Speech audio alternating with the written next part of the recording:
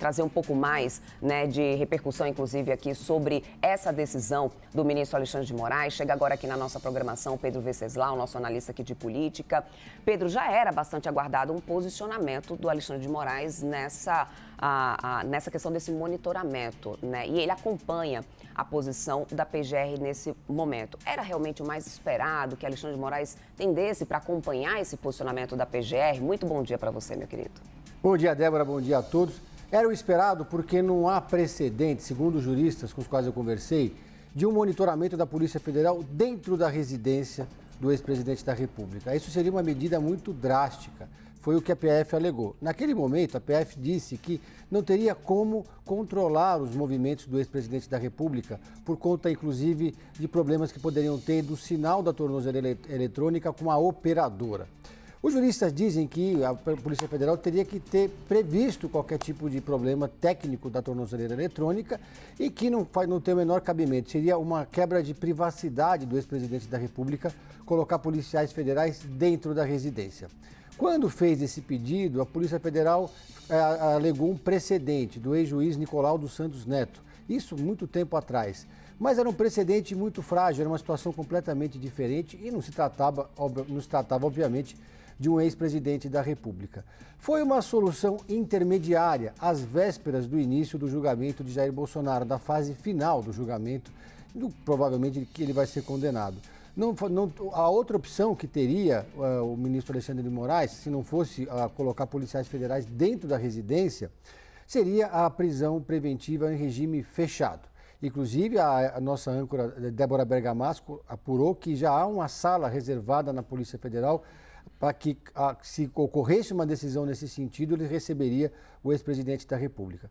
Mas optou-se, então, por uma medida que vai causar, obviamente, transtornos ali no condomínio, porque todos os moradores vão ter que arcar com o peso de ter um ex-presidente da República morando ali, todo mundo vai ter que ter os carros revistados quando forem deixar o local, mas é uma solução intermediária. Já havia policiais penais à paisana, no entorno da residência do ex-presidente da República, fazendo um monitoramento intenso, porque, Débora, ele pode, se ele fosse um caminho para o ex-presidente da República, seria ir para a Embaixada dos Estados Unidos. Quando fez esse pedido, o deputado Lidberg Farias, quem acionou a PGR, chegou a gravar um vídeo mostrando que da residência de Jair Bolsonaro, do condomínio onde ele mora, até a Embaixada dos Estados Unidos, é uma rota desobstruída que demora 10 minutos. Portanto, o ex-presidente da República poderia chegar facilmente até a Embaixada dos Estados Unidos e, a partir do momento que ele entrasse na Embaixada, ele poderia, então, ser considerado um exilado político, porque ele não teria como ser retirado daquele local. Então, optou-se então por criar um modelo ali de monitoramento que impede que o ex-presidente se locomova até a Embaixada da Argentina, a Embaixada dos Estados Unidos e assim consiga escapar do julgamento. Havia uma outra possibilidade, inclusive, mais remota, que seria um carro consular, um carro da embaixada, ir até a residência de Jair Bolsonaro e, nesse caso, ninguém poderia fazer absolutamente nada. O carro consular é como se ele fosse parte do país. Ele é território americano, por exemplo, se for um carro da Embaixada dos Estados Unidos, aquele carro que tem a placa azul. Uhum. Esse veículo, se ele vai até a residência de Jair Bolsonaro, entra na residência e o Bolsonaro entra no veículo, a Polícia Federal não pode fazer absolutamente nada. Ou seja, até mesmo essa decisão que daqui a pouco até o Eli Jonas Maia vai chegar para detalhar um pouco mais sobre essa determinação de monitorar, de vistoriar os veículos, no caso de um veículo consular, não se aplicaria isso, Pedro Venceslau? Não se aplicaria. Inclusive, existe até um precedente, que é o do ex-senador boliviano Roger Molina, há muito tempo atrás também, mas ele ficou na Embaixada do Brasil, na Bolívia, na época. Ficou vários meses ali na Embaixada da Bolívia, mas naquele momento ele então entrou no porta-malas do carro e veio no carro consular da Bolívia até o Brasil.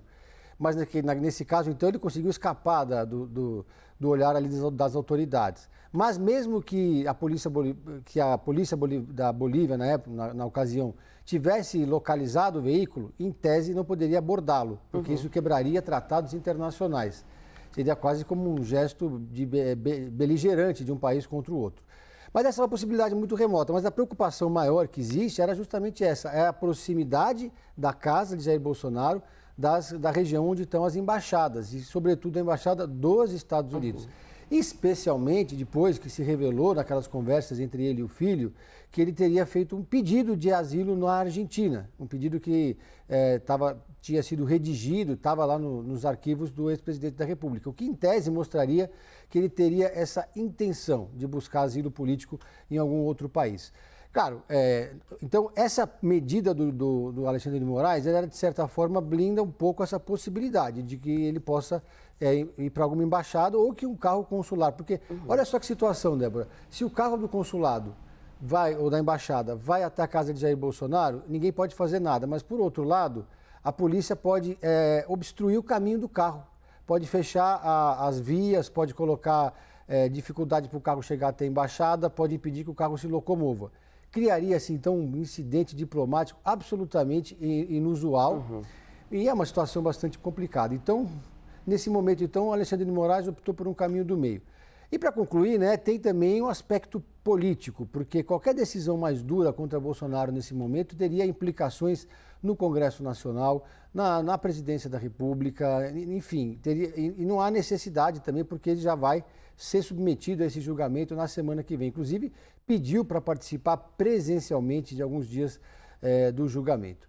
Então, é uma situação, agora que o Alexandre de Moraes encontrou um caminho, ele já estava sendo monitorado, agora vai ser um monitoramento mais intenso e quem mora naquele condomínio vai acabar pagando o preço disso, né, Débora?